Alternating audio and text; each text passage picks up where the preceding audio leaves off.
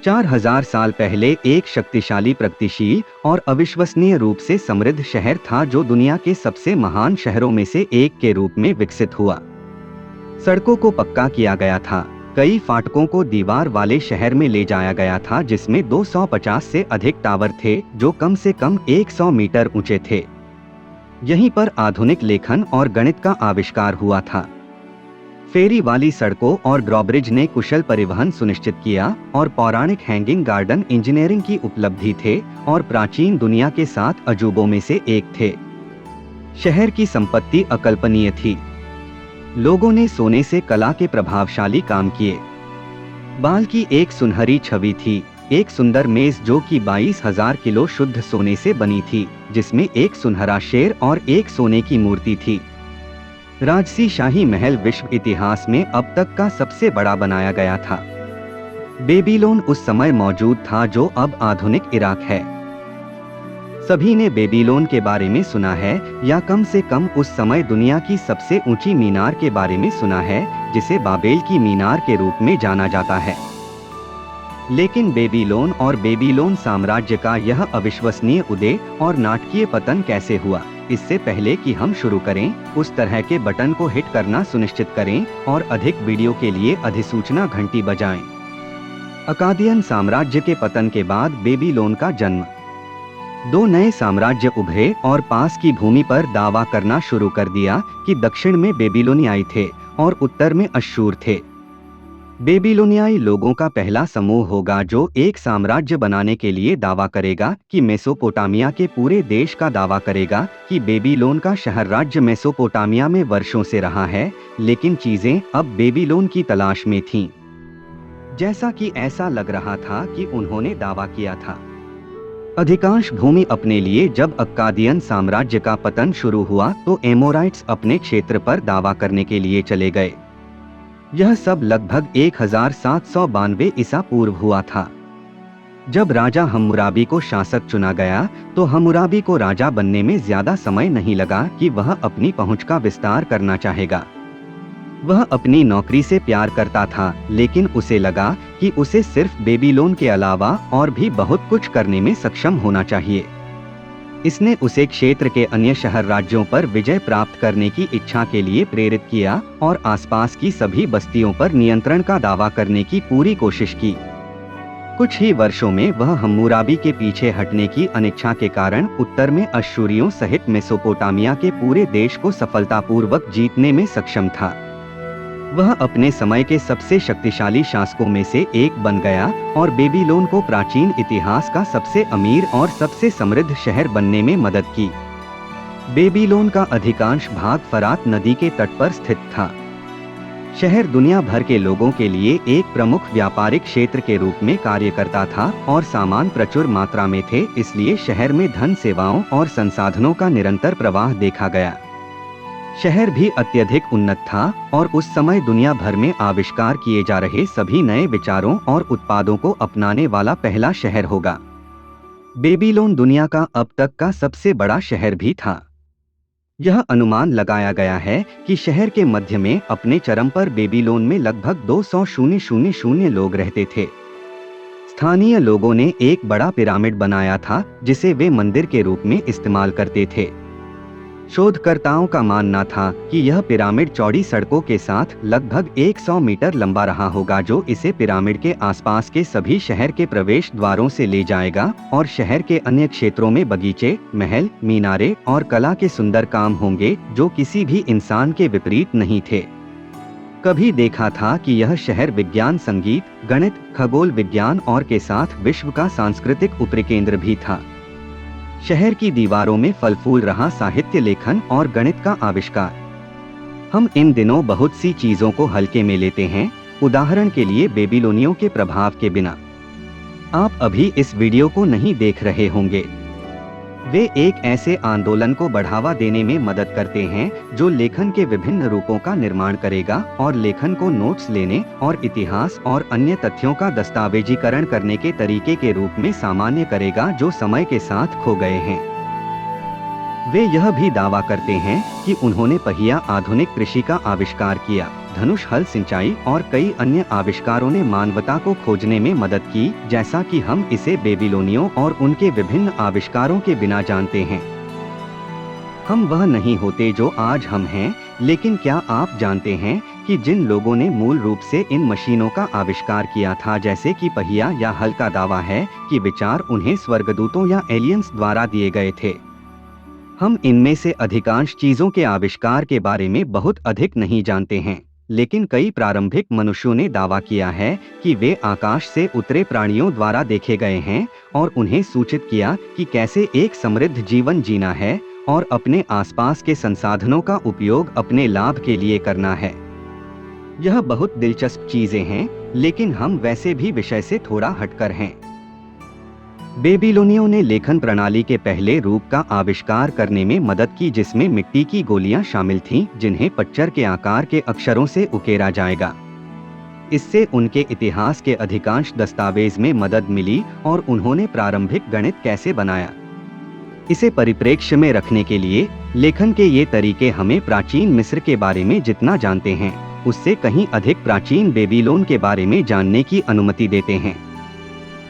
Babylon के लोग आधुनिक गणित के मूल सिद्धांतों का भी आविष्कार करेंगे। वे भूमिकर लोगों को मापने और सभी प्रकार के व्यवसाय करने में मदद करने के लिए गणित का उपयोग करने वाली पहली सभ्यता होगी।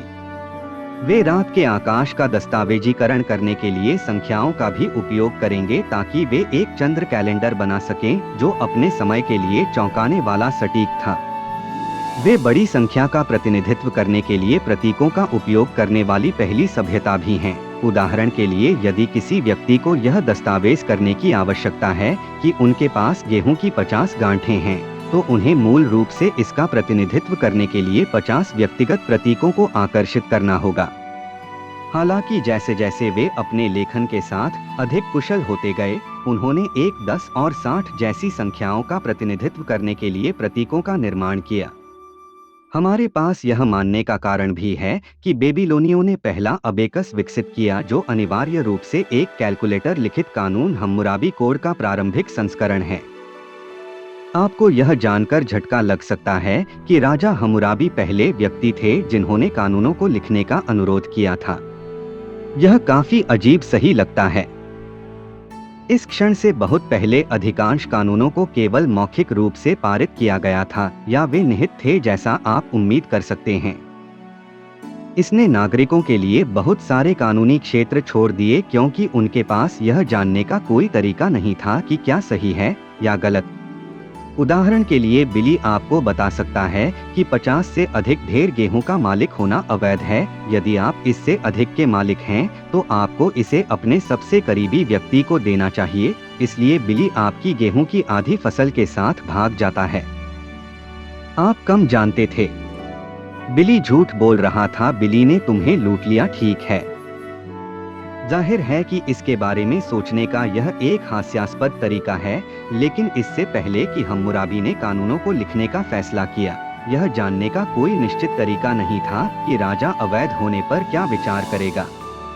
हम्मुराबी ने अपने कुछ कार्यकर्ताओं को विशाल स्तंभ बनाने के लिए कहा, जो देश के विभिन्न कानूनों को सूचीबद्ध करेंगे।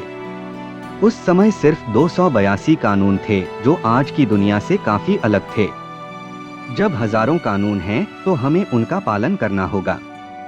हम्मुराबी के अधिकांश कानून अजीब तरह से विशिष्ट थे, लेकिन ये नियम दिशानिर्देशों के रूप में काम करेंगे जिनका उपयोग किया जा सकता है यदि समान परिस्थितियां होती हैं। उदाहरण के लिए, आपको कानूनी रूप से क्या करना चाहिए यदि आपका पड़ोसी आपको अपना सारा गेहूं देने के लिए मना लेता है। तो ऐसे कई कानून थे जो व्यवसायों को विनियमित करने में मदद करना सुनिश्चित करें कि आपने अपने कर्मचारियों को किराए की कीमतों के व्यापार के लिए उनके वेतन नियमों का भुगतान किया है। यह सूची लंबी होते चली जाती है। ऐसे स्पष्ट कानून भी थे जो यह निर्धारित करेंगे कि आपराधिक व्यवहार क्या माना जाएगा, और यदि आप कानून तोड़ते हुए पकड़े गए तो आपका क्या होगा। यहाँ तक कि गोद लेने की शादी और तलाक के बारे में भी कानून थे। बेबीलोन का पतन, अब हम इसकी गहराई में जा रहे हैं। क्या इस अविश्वसनीय शहर को अंततः उखड़ने का कारण बना? लगभग उस समय खो गया जब हम्मुराबी की मृत्यु हो गई। उसके बेटों को शहर पर शासन करने का काम सौंपा गया। समस्या यह थी कि उनके बेटे उतने कठोर नहीं थे जितने वे थे और उनके पास मजबूत नेतृत्व कौशल नहीं था। इससे शहर धीरे धीरे बिखरता और कमजोर होता गया। पड़ोसी शहरों और देशों ने बेबीलोन में उम्मीद खोना शुरू कर दिया और देखा कि शहर अपने फायदे के लिए इसका इस्तेमाल कर रहा था। कैसकाइट्स अंदर चले गए और बेबीलोन पर विजय प्राप्त कर ली। नए नेताओं को उखाड़ फेंकना और शहर को अपना दावा करना। वे बाबुल पर लगभग 400 वर्ष तक शासन करेंगे। हम्मुराबी के सभी नियमों को उलट दिया जाएगा और कैसाइड के उद्देश्यों को बेहतर ढंग से पूरा करने के लिए शहर को पूरी तरह से अपने सिर पर रख लिया जाएगा। अश्शूरियों ने बाद में बेबीलोन को अपना होने का दावा करने वाले कैसिटियों को उखाड़ फेंका और उन्हें उखाड़ फेंका।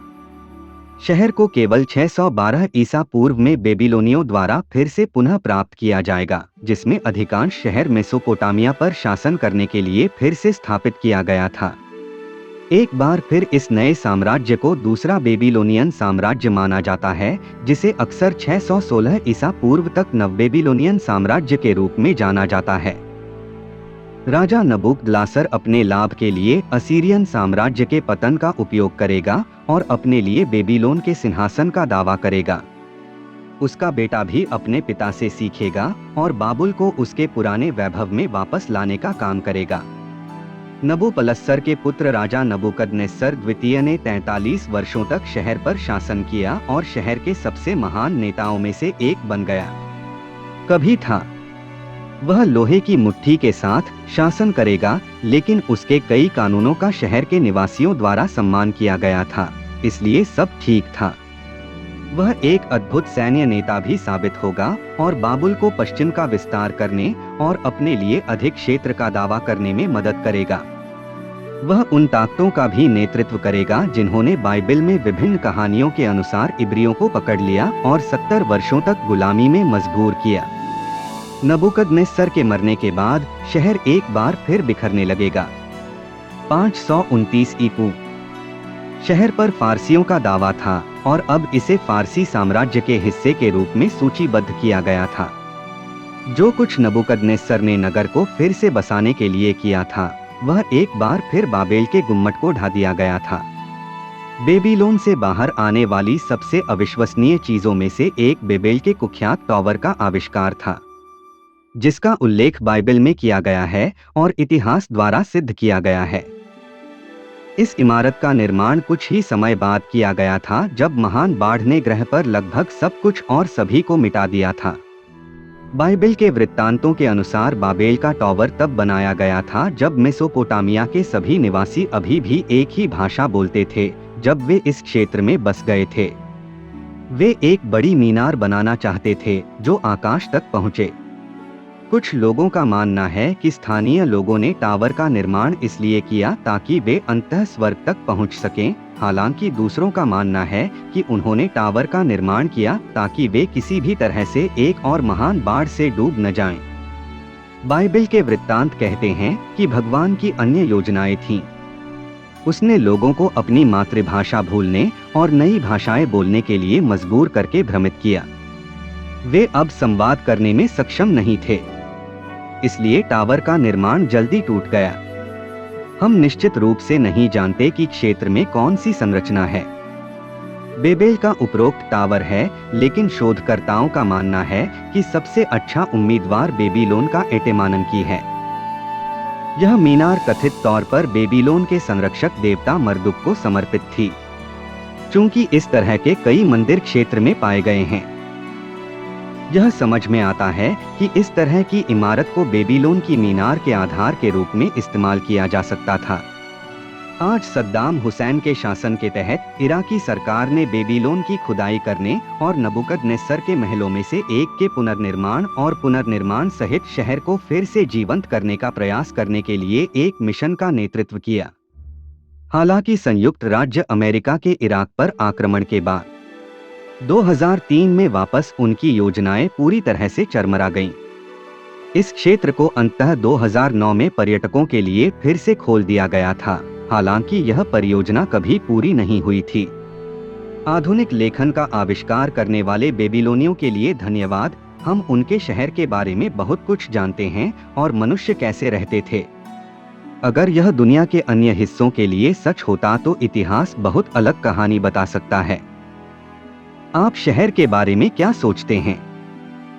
क्या यह वह सब कुछ था जिसे बनने के लिए तैयार किया गया है, या कुछ इतिहास की गलत व्याख्या की गई है, या वर्षों से अलंकृत किया गया है?